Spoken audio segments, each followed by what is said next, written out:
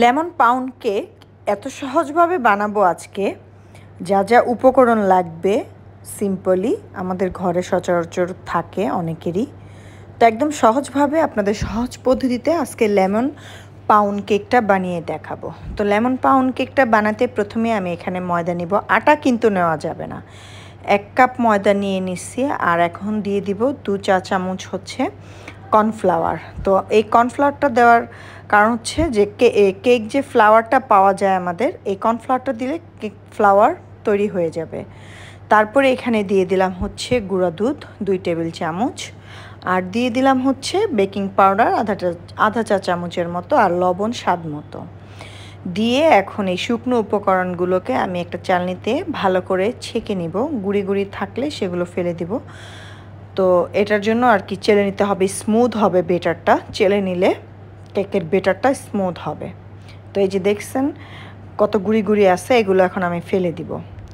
তারপরে এখন এই কেকটা বানানোর জন্য ডিম লাগবে।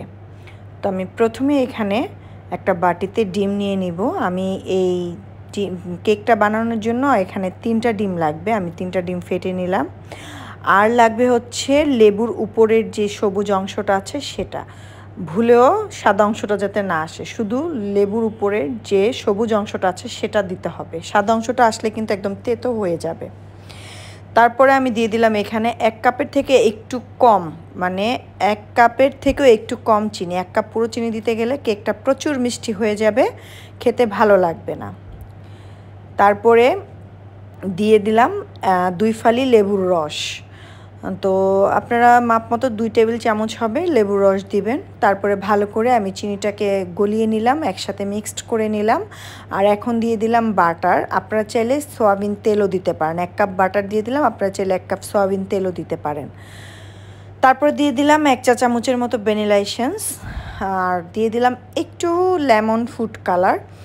দেখতে সুন্দর আসবে যেহেতু লেমন পাউন্ড কেক, তো সেটার জন্য একটু আপনারা চাইলে স্কিপ করতে পারেন, না দিলেও হবে। কিন্তু আমার কাছে লাগলো একটু লেমন কেক যেহেতু লেমন পাউন্ড কেক যেহেতু একটু লেমন কালার না আসলে তো আর সুন্দর লাগবে না। তারপরে যে শুকনো উপকরণগুলো আমি দিয়ে এখন খুব ভালো করে নেড়েচেড়ে নিব। আমি 2 বারে দিয়েছি, আমি 1 বারে দেইনি। তো 2 বারে আমি খুব ভালো করে নেড়েচেড়ে নিলাম। দেখা যাচ্ছে এখানে একটু বেটারটা টাইট হয়েছে, ঘাবড়ানোর কিছু নাই। টাইট হয়ে গেলে আগে থেকেই জাল করা দুধ বা লিকুইড দুধ আমি এখানে 2-3 টেবিল চামচ দিয়ে এটাকে পারফেক্ট হচ্ছে বেটারটা তৈরি করে নিলাম। আপনারা চাইলে পানি দিয়েও, নর্মাল টেম্পারেচার পানি দিয়েও আপনারা এটা করে নিতে পারেন, কোনো সমস্যা নেই।